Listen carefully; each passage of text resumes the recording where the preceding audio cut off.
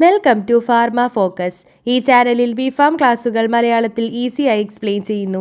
Syllabus based എക്സ്പ്ലനേഷനാണ്. ഇതുപോലത്തെ helpful കണ്ടൻസിന് വേണ്ടി please do like and subscribe. ഇന്ന് നമ്മൾ ബിഫാം 7th സെമിസ്റ്റർ ഫാർമസി പ്രാക്ടീസിൽ rational use of antibiotics and OTC medications എന്ന ടോപ്പിക്കാണ് ഡിസ്കസ് ചെയ്യുന്നത്. കഴിഞ്ഞ ക്ലാസ്സിൽ നമ്മൾ റാഷണൽ യൂസ് ഓഫ് ഡ്രഗ്സ്, അതിൽ തന്നെ ഇഞ്ചെക്ഷൻസിൻ്റെ റാഷണൽ യൂസ് ഡിസ്കസ് ചെയ്തതാണ്. ഇന്ന് നമ്മൾ ആൻറ്റിബയോട്ടിക്സും OTC മെഡിക്കേഷൻസിൻ്റെ കേസുമാണ് നോക്കുന്നത്. First, rational use of antibiotics. Antibiotics എന്ന് പറഞ്ഞാൽ എന്താ? മൈക്രോ ഓർഗാനിസത്തിൽ നിന്ന് ഒപ്റ്റെയിൻ ചെയ്യുന്ന, മൈക്രോ ഓർഗാനിസത്തിൻ്റെ ഗ്രോത്തിനെ ഇൻഹിബിറ്റ് ചെയ്യുക അല്ലെങ്കിൽ അതിനെ കില്ല് ചെയ്യുന്ന കെമിക്കൽ സബ്സ്റ്റൻസസ് ആണ് ആൻറ്റിബയോട്ടിക്സ് എന്ന് പറയുന്നത്. അത് വൈഡ്ലി യൂസ് ചെയ്യുന്നുണ്ട്, പക്ഷേ ഇത് ഫ്രീക്വൻ്റ്ലി അബ്യൂസ് ചെയ്യുന്നുമുണ്ട്. രണ്ട് ടൈപ്പാണ് ആൻറ്റിബയോട്ടിക്സ് ഉള്ളത്. ബാക്ടീരിയസിഡലും ഉണ്ട്, ബാക്ടീരിയോസ്റ്റാറ്റിക്കും ഉണ്ട്. നമ്മൾ നേരത്തെ പറഞ്ഞ പോലെ തന്നെ മൈക്രോ ഓർഗാനിസത്തിനെ കില്ല് ചെയ്യുന്നതാണെങ്കിൽ ബാക്ടീരിയസിഡൽ. എക്സാമ്പിളാണ് പെനിസിലിനും അമിനോഗ്ലൈക്കോസൈഡ്സും. ബാക്ടീരിയോസ്റ്റാറ്റിക് എന്ന് പറഞ്ഞു കഴിഞ്ഞാൽ മൈക്രോ ഓർഗാനിസത്തിൻ്റെ ഗ്രോത്തിനെ ഇൻഹിബിറ്റ് ചെയ്യാണ് ചെയ്യുന്നത്. എക്സാമ്പിളാണ് ക്ലോറാംഫെനിക്കോളും ടെട്രാസൈക്ലിനും. Criteria for an ideal antibiotics. ഒരു ഐഡിയൽ ആൻറ്റിബയോട്ടിക്സിൻ്റെ ക്രൈറ്റീരിയാസ് എന്തൊക്കെയാണ്?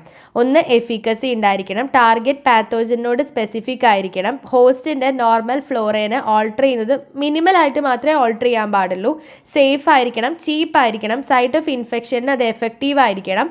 അതിൻ്റെ ആൻറ്റി ബാക്ടീരിയൽ എഫക്റ്റ് ബോഡി ഫ്ലൂയിഡ്സിനെയോ എക്സുഡേറ്റ്സിനെയോ പ്ലാസ്മ പ്രോട്ടീനെയോ എൻസൈംസിനെയോ ഒന്നും ഇൻ്റർഫിയർ ചെയ്യാൻ പാടില്ല. റെസിസ്റ്റൻസ് മെല്ലെ മാത്രമേ ഡെവലപ്പ് ചെയ്യാനും പാടുള്ളൂ. ഏത് റൂട്ട് വഴി കൊടുക്കാൻ സാധിക്കും വേണം. ഇതൊക്കെയാണ് ഒരു ഐഡിയൽ ആൻറ്റിബയോട്ടിക്സിൻ്റെ ക്രൈറ്റീരിയകൾ പറയുന്നത്. Inappropriate use of antibiotics. ഈ ആൻറ്റിബയോട്ടിക്സ് ഇറാഷണൽ ആയിട്ട് യൂസ് ചെയ്യുക അല്ലെങ്കിൽ ഇൻഅപ്രോപ്രിയേറ്റ് യൂസ് ചെയ്യുക എന്ന് പറയുന്നത് ഇപ്പോൾ ഒരു വേൾഡ് വൈഡ് പ്രോബ്ലം ആണ്. മോർ ദാൻ 50% എല്ലാ മെഡിസിൻസും പ്രിസ്ക്രൈബ് ചെയ്യുന്നതും ഡിസ്പെൻസ് ചെയ്യുന്നതും വിൽക്കുന്നതും ഒക്കെ ഇൻഅപ്രോപ്രിയേറ്റ് ആയിട്ട് തന്നെയാണ്. പകുതിയിലധികം ആളുകളും എന്താണ്, മെഡിസിൻസ് കറക്റ്റ്ലി കഴിക്കുന്നില്ല. ഡെവലപ്പിംഗ് കൺട്രീസിലാണെങ്കിൽ less than 40% of patients in public സെക്ടറും ലെസ് ദാൻ 30% ഇൻ പ്രൈവറ്റ് സെക്ടറും ക്ലിനിക്കൽ ഗൈഡ് ലൈൻസ് പ്രകാരമാണ് ട്രീറ്റ് ചെയ്യുന്നത്. More than 50% of all countries എന്താ, ഒരു ബേസിക് പോളിസി ഇല്ല. എന്തിന്? ഈ ഒരു rational use of medicines promote ചെയ്യാൻ വേണ്ടിയിട്ട്. ഇനി മിസ്യൂസ് ചെയ്യുമ്പോൾ ഉണ്ടാവുന്ന കോൺസിക്വൻസസ് എന്തൊക്കെയാണ്? ഓവർ യൂസ് അല്ലെങ്കിൽ അണ്ടർ യൂസ്, മിസ്യൂസ് ഒക്കെ ഉണ്ടായിക്കഴിഞ്ഞാൽ അത് ആളുകൾക്ക് ഹാംഫുൾ ആണ്. പിന്നെ ഹെൽത്ത് കെയർ റിസോഴ്സസിൻ്റെ വേസ്റ്റേജ് ആണ് അവിടെ ഉണ്ടാവുന്നത്. റെസിസ്റ്റൻസിൻ്റെ ഡെവലപ്മെൻറ്റ് കുറച്ചും കൂടി സ്പീഡപ്പ് ചെയ്യുന്നുണ്ട്. ഇതുണ്ടാവുന്ന കോമൺ പ്രോബ്ലംസ് എന്തൊക്കെയാണ്? പോളിഫാർമസി, അതായത് മൾട്ടിപ്പിൾ ഡ്രഗ്സ് അൺനെസസറിലി കഴിക്കുന്നതും, ഓവർ യൂസ് ഓഫ് ആൻറ്റിബയോട്ടിക്സ് അല്ലെങ്കിൽ ഇഞ്ചെക്ഷൻസ്, പിന്നെ ക്ലിനിക്കൽ ഗൈഡ് ലൈൻസ് പ്രകാരം പ്രിസ്ക്രൈബ് ചെയ്യാതിരിക്കുന്നതും, സെൽഫ് മെഡിക്കേഷൻ എടുക്കുന്ന അതും തെറ്റായ രീതിയിലും, ആൻറ്റിബയോട്ടിക് കോമ്പിനേഷൻസ് ഒക്കെ ഇൻഅപ്രോപ്രിയേറ്റ് ആയിട്ട് കഴിക്കുന്നതൊക്കെയാണ് ഇതിൻ്റെ കോമൺ പ്രോബ്ലംസ് ഉള്ളത്. Common causes of failure of antibiotic therapy. Antibiotic therapy fail ആവാനുള്ള കോമൺ കോസസ് എന്തൊക്കെയാണ്?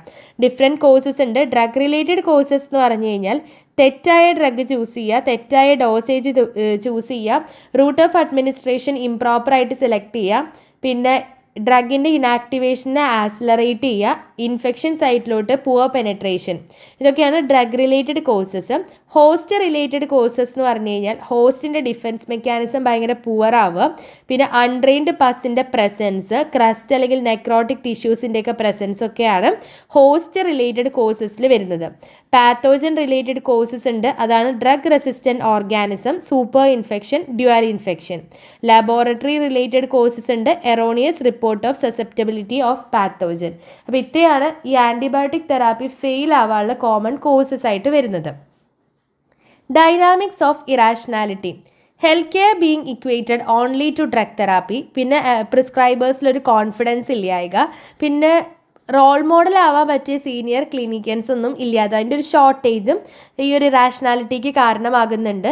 പിന്നെ ഫാർമസ്യൂട്ടിക്കൽ ഇൻഡസ്ട്രീൻ്റെ ഒരു ഇൻഫ്ലുവൻസും അതിലുണ്ട്. പിന്നെ ഈ ഡ്രഗ് കമ്പനീസിനൊക്കെ എന്താണ്, നോളേജിൻ്റെ സോഴ്സ് അത് മാത്രമായിട്ട് ഡ്രഗ് കമ്പനികൾ മാത്രമായിട്ട് സോഴ്സ് ഓഫ് നോളേജ് ആയിട്ട് മാറുന്നുണ്ട്. പിന്നെ ബയാസ്ഡ് ഇൻഫോർമേഷൻ, ഇൻസെൻറ്റീവ്സ്, പ്രമോഷൻസ് ഒക്കെ ഈ പ്രിസ്ക്രിപ്ഷൻസിനെ ഇൻഫ്ലുവൻസ് ചെയ്യുന്നുണ്ട്. പിന്നെ ഇപ്പോഴത്തെ ഒരു കണ്ടീഷൻ വെച്ചിട്ട് മാൻ, ആനിമൽ അവരെ ഡിസ്റ്റിങ്വിഷ് ചെയ്യാൻ വേണ്ടിയിട്ട് ഒരു ഗ്രേറ്റസ്റ്റ് ഫീച്ചറാണ് ഡിസയർ ടു ടേക്ക് മെഡിസിൻസ്. ഗുളികകൾ അല്ലെങ്കിൽ മെഡിസിൻസ് കഴിക്കാനുള്ളൊരു ആഗ്രഹം, ഡിസയർ. അതാണ് ഒരു ഗ്രേറ്റസ്റ്റ് ഫീച്ചർ. എന്തിനു വേണ്ടിയിട്ട്? മനുഷ്യരെയും മൃഗങ്ങളെയും തമ്മിൽ വേർതിരിക്കാനുള്ളത്. ഈ ഫിസിഷ്യൻ്റെ one of the first duty എന്തായിരിക്കണം? ആളുകൾക്ക് അൺനെസസറി ആയിട്ട് മെഡിസിൻസ് എടുക്കരുത് അത് പറഞ്ഞ് എഡ്യൂക്കേറ്റ് ചെയ്യുന്നതായിരിക്കണം. ഒരു ആൻറ്റിബയോട്ടിക് എപ്പോഴും നെസസറി ആണോ? ആൻറ്റിബയോട്ടിക്സ് എന്ന് പറയുന്നത് ബാക്ടീരിയൽ ഇൻഫെക്ഷൻസിൽ മാത്രമാണ് യൂസ്ഫുൾ ആയിട്ടുള്ളത്. എല്ലാ ഫീവേഴ്സും ഇൻഫെക്ഷൻ കാരണം ആയിക്കൊള്ളണം എന്നില്ല. എല്ലാ ഇൻഫെക്ഷൻസും എന്താണ് ബാക്ടീരിയ കാരണം ആയിക്കൊള്ളണം എന്നില്ല. ഈ ആൻറ്റിബയോട്ടിക്സ് എവിടെയും പറയുന്നില്ല സെക്കൻഡറി ബാക്ടീരിയൽ ഇൻഫെക്ഷൻസ് വൈറൽ ഇൽനെസ്സിലൊന്നും ഈ ആൻറ്റിബയോട്ടിക്സ് അത് രോഗം മാറ്റില്ല അല്ലെങ്കിൽ ആ ഒരു ഇൻഫെക്ഷനെ ട്രീറ്റ് ചെയ്യാൻ സാധിക്കും എന്നുള്ളത് എവിടെയും ഒരു തെളിവും ഒരു എവിഡൻസും ഇല്ല. സെർട്ടൈൻ ഇൻഫെക്ഷൻസൊക്കെ ബെറ്റർ ട്രീറ്റ് ചെയ്യുന്നത് അതർ മീൻസ് വഴി, ഒന്നുകിൽ സർജറിയോ അല്ലെങ്കിൽ MRSA സ്കിൻ ഇൻഫെക്ഷൻസ് അങ്ങനത്തെ കേസസിലൊക്കെയാണ് പറയുന്നത് സർജറി വഴിയൊക്കെ ട്രീറ്റ് ചെയ്യാം. അപ്പോൾ പറയേണ്ടത് എന്താണ്, എല്ലാ കേസസിലും ആൻറ്റിബയോട്ടിക്സ് യൂസ്ഫുൾ ആയിക്കൊള്ളണം എന്നില്ല. ബാക്ടീരിയൽ ഇൻഫെക്ഷൻസ് ട്രീറ്റ് ചെയ്യാൻ മാത്രമാണ് ആൻറ്റിബയോട്ടിക്സ് യൂസ്ഫുൾ ആയിട്ടുള്ളത്. Effects of irrational therapy. Irrational therapy കൊണ്ടുണ്ടാകുന്ന എഫക്ട്സ് എന്തൊക്കെയാണ്?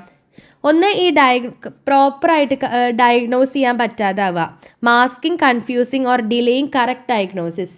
കറക്റ്റ് ഡയഗ്നോസിസിനെ കുറച്ച് മാസ്ക് ചെയ്യുക അല്ലെങ്കിൽ കൺഫ്യൂസ് ചെയ്യുക, ഡിലേ ചെയ്യുക, ഇതൊക്കെ അതിൻ്റെ ഒരു മെയിൻ എഫക്റ്റാണ്. ഡ്രഗ് റെസിസ്റ്റൻറ്റ് ഓർഗാനിസംസ് ഒക്കെ കൂടുതലായിട്ട് എമേർജ് ചെയ്യാനുള്ള ചാൻസ് ഉണ്ട്. ട്രീറ്റ്മെൻറ്റ് കോസ്റ്റ് ഇൻക്രീസ് ചെയ്യാനുള്ള ചാൻസ് ഉണ്ട്. ADR അഡ്വേഴ്സ് ഡ്രഗ് റിയാക്ഷൻസ് കൂടാനുള്ള ചാൻസ് ഉണ്ട്. റിസോഴ്സസിൻ്റെ ഒക്കെ വേസ്റ്റേജ് ഉണ്ടാവും. പിന്നെ മെഡിക്കൽ പ്രൊഫഷനോട് തന്നെ ഒരു ലോസ് ഓഫ് ഫെയ്ത്ത്, അതായത് ഒരു വിശ്വാസമില്ലായ്ക, അത് വരാനുള്ള ചാൻസ് ഇറാഷണൽ തെറാപ്പി കാരണം ഉണ്ട്. ഇനി അതിൻ്റെ സൊല്യൂഷൻസ് എന്തൊക്കെയാണ്? നമ്മൾ പ്രോപ്പറായിട്ടുള്ള ഡോക്ടർ പേഷ്യൻറ്റ് കമ്മ്യൂണിക്കേഷൻ ഇമ്പോർട്ടൻ്റ് ആണ്. പിന്നെ പേഷ്യൻറ്റിനോട് എപ്പോഴും ട്രാൻസ്പെറൻ്റ് ആവുക, കോൺഫിഡൻ്റ് ആവുക. പിന്നെ എക്സ്പ്ലെയിൻ ചെയ്തിട്ടില്ല, അതായത് അവർ പറയുന്ന എല്ലാ കാര്യങ്ങളും ഡോക്യുമെൻ്റ് ചെയ്യുക. അവരുടെ മെഡിക്കൽ ഹിസ്റ്ററിയും എല്ലാ കാര്യങ്ങളും പ്രോപ്പറായിട്ട് ഡോക്യുമെൻ്റ് ചെയ്ത് വെക്കുക. പിന്നെ സ്റ്റാൻഡേർഡ് ട്രീറ്റ്മെൻറ്റ് പ്രോട്ടോകോൾസ് ഒക്കെ ഫോളോ ചെയ്യുക. മെഡിക്കൽ എഡ്യൂക്കേഷൻസൊക്കെ ഹെൽത്ത് കെയർ പ്രൊവൈഡേഴ്സിന് കണ്ടിന്യൂ ചെയ്യുക. പ്രോപ്പർ റെക്കോർഡ് കീപ്പ് ചെയ്യുക. റെഗുലർ സെൽഫ് ഓഡിറ്റും പിയർ റിവ്യൂ ഒക്കെ നടത്തുക. ഇതൊക്കെയാണ് മെയിനായിട്ട് അതിൻ്റെ ഒരു സൊല്യൂഷൻ എന്ന് പറയുന്നത്. പിന്നെ ആൻറ്റിബയോട്ടിക്സ് ഇൻഡിക്കേറ്റ് ചെയ്ത രീതിക്ക് മാത്രം കഴിക്കുക. നമ്മൾ സെൽഫായിട്ട് മെഡിക്കേഷൻ എടുക്കുന്നത് പൊതുവെ ഒഴിവാക്കുക. അൺനെസസറി പോളിഫാർമസി അവോയ്ഡ് ചെയ്യുക. പിന്നെ ആൻറ്റിബയോട്ടിക് കോമ്പിനേഷൻസ് ഒക്കെ പ്രോപ്പറായിട്ട് മാത്രം യൂസ് ചെയ്യുക.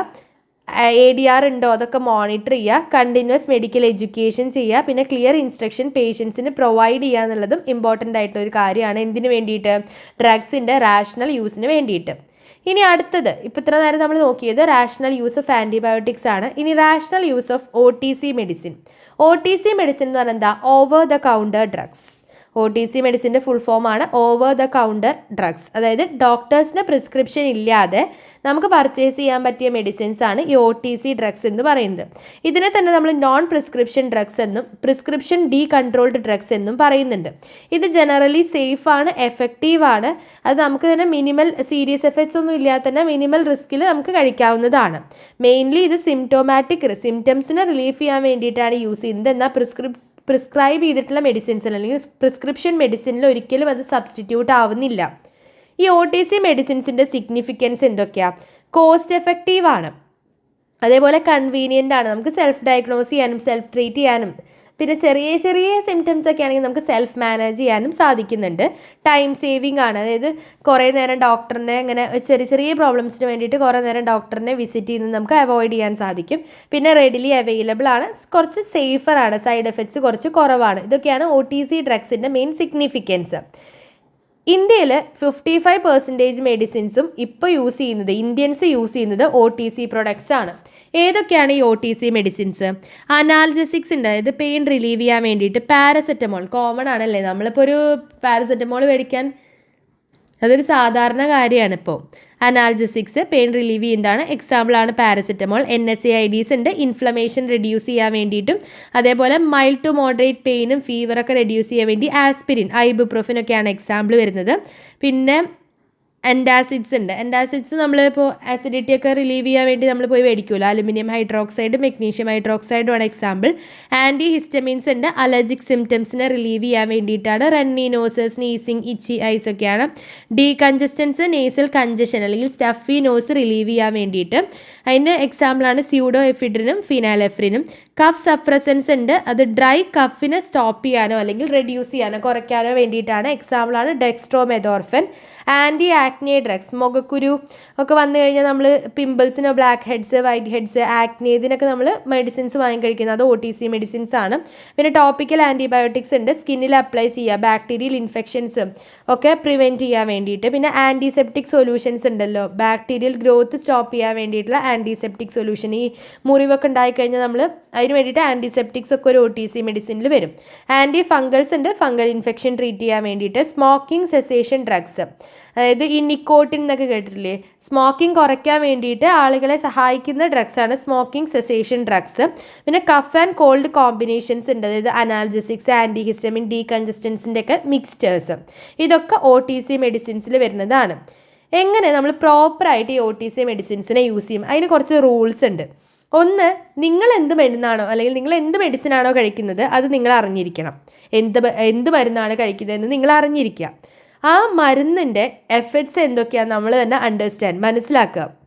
അതേപോലെ അതിൻ്റെ ലേബൽ പ്രോപ്പറായിട്ട് വായിച്ചിട്ട് അതിൻ്റെ വാർണിങ്സും പ്രിക്വേഷൻസും ഒക്കെ പ്രോപ്പറായിട്ട് നോക്കിയിട്ട് അതിനനുസരിച്ച് ഫോളോ ചെയ്യാം. പിന്നെ 1 to 2 വീക്സിൽ കൂടുതലായിട്ട് OTC ഡ്രഗ്സ് കഴിക്കാതിരിക്കുക. പിന്നെ പ്രിസ്ക്രിപ്ഷൻ ഡ്രഗ്സും അതിൻ്റെ കൂടെ OTC മെഡിസിൻസ് ഒക്കെ കഴിക്കുമ്പോൾ കുറച്ച് കോഷ്യസ് ആയിട്ടിരിക്കുക. പിന്നെ എന്തെങ്കിലും നമുക്ക് ഡൗട്ട്സ് ഉണ്ടെങ്കിൽ ഒരു ഫാർമസിസ്റ്റിനെ കൺസൾട്ട് ചെയ്യുക. അഥവാ നിങ്ങൾക്ക് ആ മരുന്ന് വേണ്ടെങ്കിൽ കഴിക്കാതിരിക്കുക. OTC മെഡിസിൻസിൻ്റെ കേസാണ്. അപ്പോൾ ഇതൊക്കെയാണ് നമ്മൾ പ്രോപ്പറായിട്ട് OTC ഡ്രഗ്സ് യൂസ് ചെയ്യേണ്ട കുറച്ച് റൂൾസ്. ഇനി അതിൽ കുറച്ച് എക്സ്ട്രാ കോഷൻ ആവശ്യമുള്ള സ്പെഷ്യൽ പേഷ്യൻറ്റ് ഗ്രൂപ്പ്സ് ഉണ്ട്. അവരാണ് ചിൽഡ്രനിൽ ഈ ഡ്രഗ് എഫക്ട്സും ഡോസിങ് എറേഴ്സും ഒക്കെ കുറച്ച് കൂടുതൽ സെൻസിറ്റീവ് ആയിരിക്കണം. അപ്പോൾ കൂടുതൽ ശ്രദ്ധ വേണം ചിൽഡ്രനിൽ, പ്രഗ്നൻ്റ് അല്ലെങ്കിൽ ബ്രസ്റ്റ് ഫീഡിങ് വുമണിനും, ജെറിയാട്രിക് പേഷ്യൻസിന്, പിന്നെ ഓൾറെഡി പ്രിസ്ക്രിപ്ഷൻ ഡ്രഗ്സ് കഴിക്കുന്ന ആളുകളിലും ക്രോണിക് ഹെൽത്ത് പ്രോബ്ലംസ് ഉള്ള ആളുകളിലൊക്കെ കുറച്ച് സ്പെഷ്യൽ പേഷ്യൻറ്റ് ഗ്രൂപ്പ്സ് ആണ്, അവർക്ക് ഒരു എക്സ്ട്രാ കെയർ പ്രൊവൈഡ് ചെയ്തിരിക്കണം. പിന്നെ ഈ OTC ഡ്രഗ് യൂസ് ചെയ്യുന്നത് കൊണ്ട് വരുന്ന റിസ്ക് എന്തൊക്കെയാണ്? ഒന്ന്, മെഡിക്കൽ അഡ്വൈസ്. നമ്മളിപ്പോൾ എന്തെങ്കിലും ചിലപ്പോൾ ഭയങ്കര ഒരു സീരിയസ് ആയിട്ടുള്ള അസുഖമായിരിക്കും, പക്ഷെ നമ്മൾ എന്ത് ചെയ്യും, അതിനെങ്ങനെ നിസ്സാരമായി കണ്ടിട്ട് OTC മരുന്നൊക്കെ ഇങ്ങനെ മേടിച്ച് കഴിച്ചിട്ട് എന്ത് ചെയ്യും, ആ ഒരു മെഡിക്കൽ അഡ്വൈസ് കിട്ടുന്നത് കുറച്ച് ഡിലേ ആവും, വൈകുന്നുണ്ട്. പിന്നെ ഡ്രഗ് അതിൽ ഹെർബൽ ഡയറ്ററി സപ്ലിമെൻ്റ് ഒക്കെ ഇൻട്രാക്ഷൻ ഉണ്ടാവാനുള്ള ചാൻസ് ഉണ്ട്, ADR ഉണ്ടാവാനുള്ള ചാൻസ് ഉണ്ട്. ചിലപ്പോൾ നമ്മളതിന് ഡിപ്പെൻഡൻസ് വരാൻ, അതായത് ആ ഗുളിക കഴിച്ച് കിട്ടാൻ നമുക്ക് അതിനോട് ഡിപ്പെൻഡ് ആവാനുള്ള ചാൻസും കൂടുതലാണ്. Misuse and abuse of OTC drugs. First one ആണ് ഡിപ്പെൻഡൻസ്, ഫിസിക്കൽ ഡിപ്പെൻഡൻസ്, അതായത് ബോഡി ആ ഡ്രഗിനോട് അഡാപ്റ്റ് ആയി കഴിഞ്ഞു, അപ്പോൾ അത് സ്റ്റോപ്പ് ചെയ്ത് കഴിഞ്ഞാൽ വിഡ്രോവൽ സിംറ്റംസ് കാണിക്കുക, അതാണ് ഡിപ്പെൻഡൻസ്. അതായത് ഇപ്പോൾ എക്സാമ്പിൾ പറയുമ്പോൾ ഇപ്പോൾ ഒരു മദ്യപിക്കുന്ന ആളാണെങ്കിൽ പെട്ടെന്ന് മദ്യപാനം നിർത്തിയിട്ടുണ്ടെങ്കിൽ ആൾക്ക് കൈ വിറയ്ക്കുക അങ്ങനെയൊക്കെ പറയില്ലേ, അപ്പോൾ അത് നിർത്തുന്നതുകൊണ്ട് കുറച്ച് സിംറ്റംസ് കാണിക്കും. അപ്പോൾ അതുപോലെ ഉണ്ടാവാൻ ചാൻസ് ഉള്ളൊരു കാര്യമാണ് ഈ ഡ്രഗ്സ് എന്ന് പറയുന്നത്. പിന്നെ സൈക്കോളജിക്കൽ ഡിപ്പെൻഡൻസ് ഉണ്ട്, അതായത് നമുക്ക് ആ ഒരു ഡ്രഗ് ഉണ്ടെങ്കിൽ മാത്രമേ നമ്മൾ ഇമോഷണലി ഓക്കെ ആവുള്ളൂ എന്നൊരു ചിന്ത വരാനുള്ള ചാൻസ് ഈ ഒരു OTC ഡ്രഗ്സ് നമ്മൾ കൂടുതലായിട്ട് കഴിക്കുമ്പോൾ അതിൻ്റെ അബ്യൂസ് കാരണം ഉണ്ടാവാം. ഹാബിറ്റ് ഫോമിംഗ് ആണ്. പിന്നെ കൺസ്യൂമറിൻ്റെ ബിഹേവിയർ. ഓൺലി 60% ആളുകൾ മാത്രമാണ് ഒരു മരുന്ന് വാങ്ങിക്കഴിഞ്ഞാൽ അതിൻ്റെ ലേബൽ മുഴുവനായിട്ടും വായിക്കുള്ളൂ. അതിൽ തന്നെ 16%, 16% മാത്രമാണ് ആ ഡയറക്ഷൻസ് പ്രോപ്പറായിട്ട് ഫോളോ ചെയ്യുള്ളൂ. അഡോളസൻസ്, അതായത് 10 to 17 ഇയേഴ്സിലാണ് ഹയസ്റ്റ് റിസ്ക് വരുന്നത് ഈ OTC അബ്യൂസ് ഉണ്ടാവാനുള്ളത്. 18 times more likely, OTC overdose കാരണം മരണം സംഭവിക്കാനുള്ള ചാൻസ് 80% കൂടുതൽ, 18 times കൂടുതലാണ്. ഈ OTC ഡ്രഗ്സ് കാരണമുള്ള ഹാംഫുൾ എഫക്ട്സ് എന്തൊക്കെയാണ്? അത് പ്രിസ്ക്രിപ്ഷൻ മെഡിസിൻസുമായിട്ട് ഇൻട്രാക്ട് ചെയ്തിട്ട് അതിൻ്റെ എഫക്റ്റിനെ ചേഞ്ച് ചെയ്യാൻ ചാൻസ് ഉണ്ട്. പിന്നെ ഡിസീസസിൻ്റെയോ അല്ലെങ്കിൽ ഡിസീസിൻ്റെയൊക്കെ സിംറ്റംസിന്, അപ്പോൾ നമ്മൾ ചിലപ്പോൾ എന്തെങ്കിലും വലിയ അസുഖത്തിൻ്റെ സിംറ്റം ഉണ്ടാവുള്ളൂ, പക്ഷെ നമ്മൾ എന്ത് ചെയ്യും, OTC മെഡിസിൻ കഴിച്ചിട്ട് ആ ഒരു സിംറ്റത്തിനെ അങ്ങോട്ട് മാറ്റും. സിംറ്റം മാറിക്കഴിഞ്ഞാൽ നമ്മൾ വിചാരിക്കും എന്താ ആ അസുഖം മാറി, പക്ഷെ അത് വേറൊരു അസുഖത്തിൻ്റെ സിംറ്റം ആയിരുന്നു. അപ്പോൾ ആ ഒരു ട്രീറ്റ്മെൻറ്റൊക്കെ ഡിലേ വരാനുള്ള ചാൻസ് കൂടുതലാണ്. പിന്നെ എക്സസൈസ് എടുത്തു കഴിഞ്ഞാൽ ഓവർഡോസ് ഉണ്ടാവാനുള്ള ചാൻസ് കൂടുതലാണ്. കോമൺ ആയിട്ടുള്ള OTC ഡ്രഗ്സ് ആയിട്ടുള്ള aspirin, vitamin tablet, cold remedies ഇതൊക്കെ സീരിയസ് ആയിട്ടുള്ള ഹാംഫുൾ കോസസ് ഉണ്ടാക്കുന്നുണ്ട് ഇഫ് മിസ്യൂസ് ചെയ്യുകയാണെങ്കിൽ. Rational use of OTC drugs. അനാൽജസിക്സിൻ്റെ കേസാണ്, നമുക്ക് ജസ്റ്റ് ഓരോന്നിൻ്റെ കേസ് നോക്കാം. അനാൽജസിക്സിൻ്റെ കേസ് ആണെങ്കിൽ അത് റെഗുലേറ്റ് ചെയ്യുന്നത് FDA ആണ്. അനാൽജസിസ് എങ്ങനെയാണ് ആക്ട് ചെയ്യുന്നത്? അത് നെർവസ് സിസ്റ്റത്തിലാണ് ആക്ട് ചെയ്യുന്നത്. പെയിൻ്റെ സെൻസിറ്റിവിറ്റി ബ്ലോക്ക് ചെയ്യുക അല്ലെങ്കിൽ കുറയ്ക്കുകയാണ് ചെയ്യുന്നത്. അത് പെയിൻ കോസിങ് കെമിക്കൽസ് ആയിട്ടുള്ള പ്രോസ്റ്റാഗ്ലാൻഡിൻ്റെ ഫോർമേഷനെ ഇൻഹിബിറ്റ് ചെയ്യുന്നുണ്ട്. മൈനർ ആയിട്ടുള്ള പെയിൻ, ഹെഡ് ഏക്ക്, ഫീവർ, കോൾഡ്, ഫ്ലൂ, ആർത്രൈറ്റിസിൻ്റെയൊക്കെ കേസിലാണ് നമ്മൾ അനാൽജസിക്സ് യൂസ് ചെയ്യുന്നത്. 2 ടൈപ്പ് OTC അനാൽജസിക്സ് ആണുള്ളത്. അസെറ്റമിനോഫെനും ഉണ്ട്, NSAIDസും ഉണ്ട്. ഈ അസെറ്റമിനോഫെൻ എന്ന് പറയുന്നത് 6600 മെഡിസിൻസ് കൂടുതൽ അത് കാണുന്നുണ്ട്. എക്സസ് യൂസ് ഉണ്ടെങ്കിൽ ലിവർ ഡാമേജും പിന്നെ ഡെത്തൊക്കെ കോസ് ചെയ്യാനുള്ള ചാൻസ് ഉണ്ട്. NSAID ആണെങ്കിലോ non steroidal anti inflammatory drugs ആണ്. അതിൽ ആസ്പിരിനും ഐബുപ്രൊഫനും നെപ്രോക്സിനൊക്കെ ഉണ്ട്. അതും ഒരുപാട് കോൾഡ്, സൈനസ് ആൻഡ് അലർജി മെഡിസിൻസിൽ പ്രസൻ്റ് ആണ്. എക്സസ് യൂസ് ഉണ്ടെങ്കിൽ സ്റ്റൊമക്ക് ബ്ലീഡിങ്ങും അതർ സൈഡ് എഫക്ട്സും കോസ് ചെയ്യാനുള്ള ചാൻസ് ഉണ്ട്. ഇത് ഹെൽത്ത് കെയർ പ്രൊഫഷണലിൻ്റെ ഡയറക്ഷനോട് കൂടിയിട്ട് അല്ലെങ്കിൽ ലേബിൾ പ്രോപ്പറായിട്ട് വായിച്ചിട്ട് മാത്രം യൂസ് ചെയ്യുക. പിന്നെ മെഷറിംഗ് ടൂളൊക്കെ എന്തെങ്കിലും ഉണ്ടെങ്കിൽ അത് മെഷർ ചെയ്ത് മാത്രം യൂസ് ചെയ്യുക. പിന്നെ ഡോക്ടറിനെ കൺസൾട്ട് ചെയ്യാതെ ഡോസ് ഒരിക്കലും മാറ്റരുത്. പിന്നെ പെയിൻ മെഡിക്കേഷൻസ് ഒന്നും വേറൊരാളായിട്ട് ഷെയർ ചെയ്യരുത്. ഇതൊക്കെയാണ് സേഫായിട്ട് യൂസ് ചെയ്യാനുള്ള കുറച്ച് ഗൈഡ് ലൈൻസ്. ഇനി കഫ് സപ്രസൻ്റെ കേസ് ആണെങ്കിലും, അപ്പോൾ നമ്മൾ പറഞ്ഞത് അനാൽജസിക്സിൻ്റെ കേസാണ്. കഫ് സപ്രസൻ്റ് ആണെങ്കിൽ ഈ കഫ് സപ്രസൻസ് എന്തിനു വേണ്ടിയിട്ടാണ്? കഫിനെ സപ്രസ് ചെയ്യാൻ വേണ്ടിയിട്ട്, അതായത് നമ്മുടെ ചുമ അതിനെ കുറയ്ക്കാൻ വേണ്ടിയിട്ട് സപ്രസ് ചെയ്യാൻ വേണ്ടിയിട്ടുള്ളതാണ് കഫ് സപ്രസൻസ്. അത് എക്സ്പെക്ടോറൻ്റ് ഉണ്ട്, സപ്രസൻസ് ഉണ്ട്, കോമ്പിനേഷൻ പ്രൊഡക്ട്സ് ഉണ്ട്. എക്സ്പെക്ടോറൻസ് എന്ന് പറഞ്ഞു കഴിഞ്ഞാൽ മ്യൂക്കസിനെ തിന്നാക്കിയിട്ട് കഫ് ചെയ്യുമ്പോൾ ആ മ്യൂക്കസ് പുറത്തോട്ട് വരാൻ ഈസി ആക്കുകയാണ് ചെയ്യുക. അതിൽ ഗ്വൈഫിനിസിൻ ഒരു മെയിൻ ഇൻഗ്രീഡിയൻ്റ് ആണ്. ഇനി സപ്രസൻസ്, അതിന് തന്നെ ആൻറ്റി ടെസീവ്സ് എന്ന് പറയുന്നുണ്ട്. ആൻറ്റി ടെസീവ് ആണെങ്കിലോ നമ്മൾ ചുമക്കുന്നതിൻ്റെ എണ്ണം കുറച്ച് കുറയ്ക്കും. അതാണ് ആൻറ്റി ടെസീവ്സ് ചെയ്യുന്നത്. അതിൽ മെയിൻ ഇൻഗ്രീഡിയൻ്റ് ആണ് ഡെക്സ്ട്രോമെഥോർഫൻ. ഇനി ഇതിൻ്റെ രണ്ടിൻ്റെയും കൂടിയിട്ടുള്ള കോമ്പിനേഷൻ ഉണ്ട്, അതാണ് കോമ്പിനേഷൻ പ്രൊഡക്റ്റ്. 2 ഇൻഗ്രീഡിയൻറ്റ്, ആക്റ്റീവ് ഇൻഗ്രീഡിയൻറ്റിൽ ഒന്നിൽ കൂടുതലുള്ള ആക്റ്റീവ് ഇൻഗ്രീഡിയൻ്റ് ഉള്ളതാണ് കോമ്പിനേഷൻ പ്രൊഡക്ട്സ്. പിന്നെ കഫ് ഡ്രോപ്സ് അല്ലെങ്കിൽ ലോസഞ്ചസ് ഉണ്ട്, അത് കഫ് റിലീവ് ചെയ്യാൻ വേണ്ടിയിട്ട്, സോർ ത്രോട്ട് റിലീവ് ചെയ്യാൻ വേണ്ടിയിട്ടൊക്കെയാണ് യൂസ് ചെയ്യുക. ഈ കഫ് മെഡിക്കേഷൻസ് യൂസ് ചെയ്യുമ്പോൾ എപ്പോഴും ലേബൽ ചെക്ക് ചെയ്യുക. അതായത് അത് എക്സ്പെക്ടോറൻ്റ് ആണോ, സപ്രസൻ്റ് ആണോ, അത് രണ്ടും ആണോ, ഇതൊക്കെ നമ്മൾ ജസ്റ്റ് ചെക്ക് ചെയ്യുക. പിന്നെ മെഡിസിൻസ് 7 ഡേയ്സ് മാത്രമാണ്, ഡോക്ടർ അഡ്വൈസ് ചെയ്തിട്ടില്ലെങ്കിൽ OTC മെഡിസിൻസ് 7 ഡേയ്സ് മാത്രമാണ് എടുക്കാൻ പാടുള്ളൂ. പിന്നെ കറക്റ്റ് ഡോസ് മെഷർ ചെയ്യുക. പിന്നെ കോമ്പിനേഷൻ മെഡിക്കേഷൻസ് കഴിക്കുന്ന സമയത്ത് കുറച്ചുകൂടി ശ്രദ്ധ വേണം. പിന്നെ ചിൽഡ്രൻ അത് keep out of reach of ചിൽഡ്രൻ്റെ അടുത്തുനിന്ന് മാറ്റി വയ്ക്കുക. ചില സമയത്ത് എന്താണ്, മെഡിസിൻ ആവശ്യം ഉണ്ടാവില്ല. അതായത് മൈൽഡ് കഫൊക്കെ ആണെങ്കിൽ അത് തനിയെ മാറിക്കോളും, അതിൽ മെഡിസിൻ്റെ ആവശ്യം ഉണ്ടാവില്ല. അടുത്തത് NSAIDs ആണ്, non steroidal anti inflammatory drugs. എക്സാമ്പിളാണ് ആസ്പിരിൻ, ഐബുപ്രൊഫൻ, നെപ്രോക്സിൻ. പ്രിക്വേഷൻസ് എന്തൊക്കെയാണ്? ആദ്യം നമ്മൾ NSAID കഴിക്കുന്നതിൻ്റെ മുമ്പ് നമ്മൾ 60 ഇയേഴ്സിൻ്റെ കൂടുതലാണെങ്കിൽ ഡോക്ടറിൻ്റെ കൺസൾട്ടേഷനോടെ മാത്രമാണ് കഴിക്കാൻ പാടുള്ളൂ. അതേപോലെ പ്രഗ്നൻ്റ് ആണെങ്കിലും ഒക്കെ നമ്മൾ എന്ത് ചെയ്യുക, ഡോക്ടറിനെ കൺസൾട്ട് ചെയ്തതിന് ശേഷം മാത്രമേ ഇത് കഴിക്കാൻ പാടുള്ളൂ. പിന്നെ 3 അതിൽ കൂടുതലോ ആൽക്കഹോളിക് ഡ്രിങ്ക്സ് കഴിച്ചിട്ടുണ്ടെങ്കിൽ ഇത് യൂസ് ചെയ്യൽ അത്ര നല്ലതല്ല. ഇതൊക്കെ പ്രിക്വേഷൻസ് ആണ്. അതേപോലെ ബ്ലീഡിങ് പ്രോബ്ലം ഉണ്ടെങ്കിലും, ലിവർ, കിഡ്നി, ഹാർട്ട് ഡിസീസസ് ഉണ്ടെങ്കിലും, ബ്ലഡ് തിന്നേഴ്സ് നമ്മൾ മെഡിസിൻ കഴിക്കുന്നുണ്ടെങ്കിലും, പിന്നെ ഹൈ BPക്കുള്ള മരുന്നൊക്കെ കഴിക്കുന്നുണ്ടെങ്കിലും ഈ NSAIDs ആവശ്യമില്ലാതെ കഴിക്കുന്നത് അത്ര നല്ലതല്ല. പിന്നെ സേഫ് യൂസ് ടിപ്സ് എന്തൊക്കെയാണ്? ഈ NSAID കഴിക്കുന്ന സമയത്ത് ആൽക്കഹോൾ ഡ്രിങ്ക് ചെയ്യാതിരിക്കുക.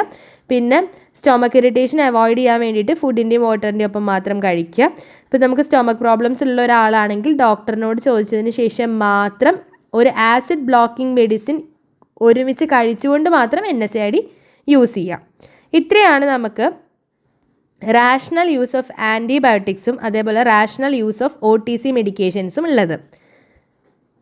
അപ്പോൾ ഇതിൻ്റെ നോട്ട് ഡിസ്ക്രിപ്ഷൻ ബോക്സിൽ പിൻ ചെയ്ത് വെക്കുന്നുണ്ട്, വേണ്ടവർ ജസ്റ്റ് കയറി ചെക്ക് ചെയ്താൽ മതി. അപ്പോൾ ഇത്രയേ ഉള്ളൂ ഇന്നത്തെ ക്ലാസ്. നമുക്ക് അടുത്തൊരു ടോപ്പിക്കായിട്ട് അടുത്ത ക്ലാസ്സിൽ കാണാം. Until then happy learning.